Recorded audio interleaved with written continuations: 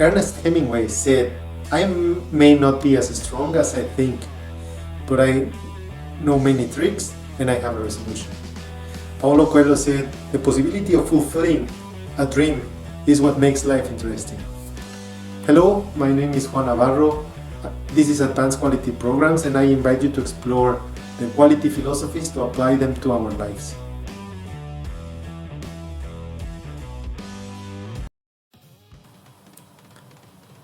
Today, we are going to talk about the path of quality.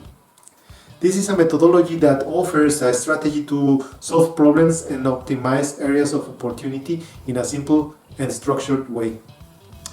The path of quality, as explained in a previous edition of this podcast, is related to a continuous improvement process implemented in Japan in the 1950s. It is preceded by the US military standard for corrective action and disposition systems for non-conforming material used during the World War II, and its 8 disciplines that will be explored in deeper detail in later episodes.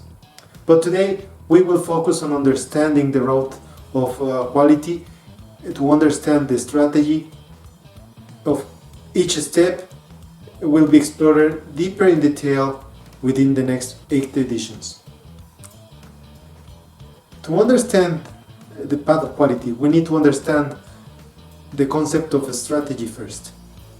In a quite simple way, a strategy is a series of steps that we take to achieve a certain goal, either consciously or unconsciously.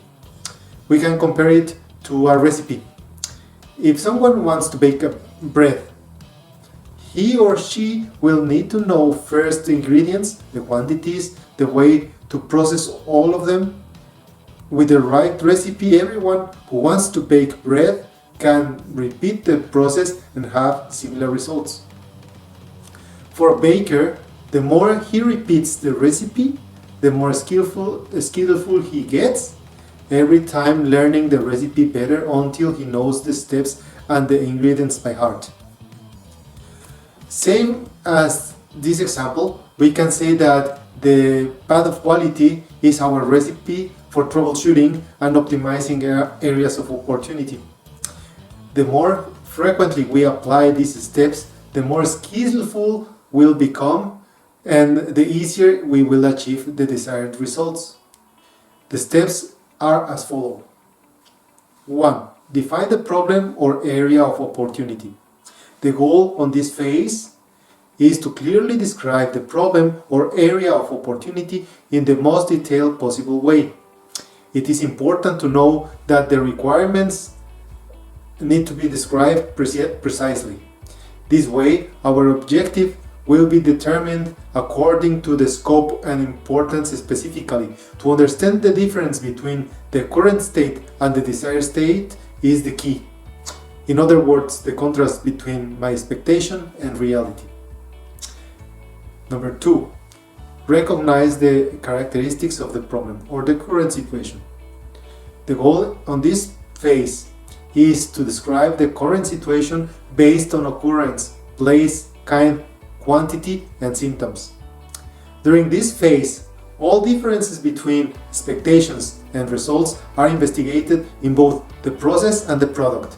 It is important to uncover all variables and parameters that influence the system and identify patterns. 3. Find the root cause of the problem or analysis. Here, the goal is to investigate the causes for the problem. Identifying the root causes for the problem means to generate a series of hypotheses about the possible causes and check their direct influence on the system, always discarding all of those that are unrelated to the effect, not forgetting to record all the findings based on facts and figures. Actions to eliminate the causes or action. The goal here is to create an effective action plan. Temporary actions may have been taken to reduce the negative effects of the problem in previous steps. However, the main target of this phase is to generate actions that permanently eliminate the cause of the problem without negatively impacting the system and preventing the reoccurrence of the undesired effect. 5. Confirmation of effectiveness of the action or execution. The goal here is to execute the action plan documenting the results. Corrective and preventive actions must be executed in accordance with the plan from previous steps. And it is important to keep track of all effects on the system after the implementation, keeping a reference to the initial situation. 6. Permanent elimination of causes or verification. Is there a long-term confirmation of the effectiveness of the actions against the initial situation? It is necessary to confirm whether the executed actions have been effective to eliminate the causes or not.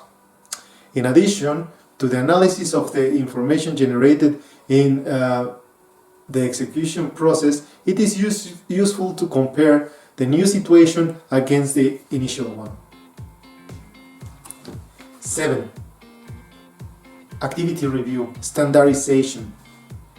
Prevent the reoccurrence of the problem. Once the effectiveness of the actions has been demonstrated, your goal is to establish the controls to prevent going back to the previous situation. 8. Planning for the future. Document. Your last goal on this process is to make a retrospective analysis and create a basis for all the lessons you have learned throughout the process that will help you to facilitate the implementation of this strategy for the next occasion. And it is always worth to celebrate. Regardless of its application in the industry, the strategy proposed by the path of quality becomes a powerful tool to solve problems that arise on our day-to-day life, as we will understand in the future editions of the podcast. Remember the example of the baker. The more bread he bakes, the better he knows the recipe. The first few times you try to follow the path of quality, you will have to return to your notes, but once you learn the path, you will easily get to your goal. Now, I challenge you this week to think about the area of opportunity identified last week and describe it in a single statement to start working on the details of the definition next week.